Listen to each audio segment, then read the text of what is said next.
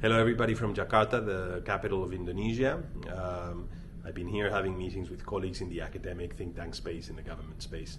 And I've come here from Delhi, from the Raisina dialogue, and I wanted to share a reflection about the global south, or these middle powers and middle rising powers, and how they view global politics and global affairs, because it is growingly clear that a very large part of the world, countries with immense populations like this one, close to 300 million people, are very worried about where the world is headed, the fracturing of the international environment with the emergence of perhaps two major blocs. One would be a China-led bloc, another US-led bloc, these two countries colliding on a multitude of fronts.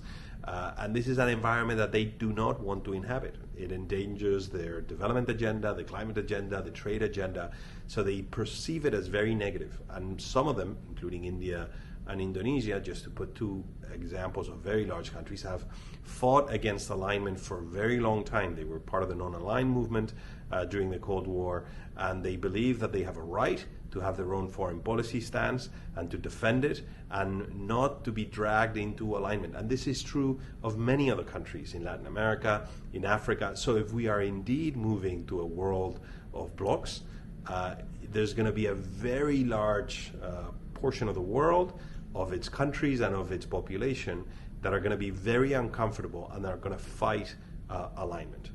This is a very, very clear case in the case of Indonesia. It's been part of their foreign policy agenda for decades. They are one of the co-founders of ASEAN, the Association of Countries here in Southeast Asia, that they built it in a way that actually seeks to consolidate the non-alignment of its members and of the association above all. So this is very ingrained in their psychology. I saw some results from an elite survey conducted by one of the think tanks here earlier today. A majority of the citizens of the Southeast Asia are against the militarization of the region, perhaps the growing presence of NATO.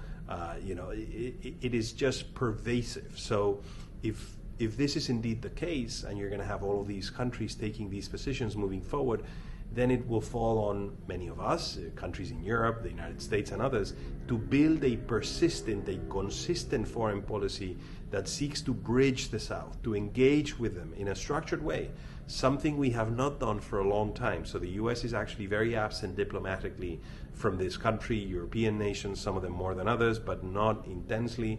So, we will have to remedy this regarding this country and many others. So the importance of the global south, or these middle powers as they like to say here in Indonesia, will only grow. A fascinating challenge, and something that is that should be the object of international relations scholars and of policymakers around the world. Thank you, everybody, for listening. Bye-bye.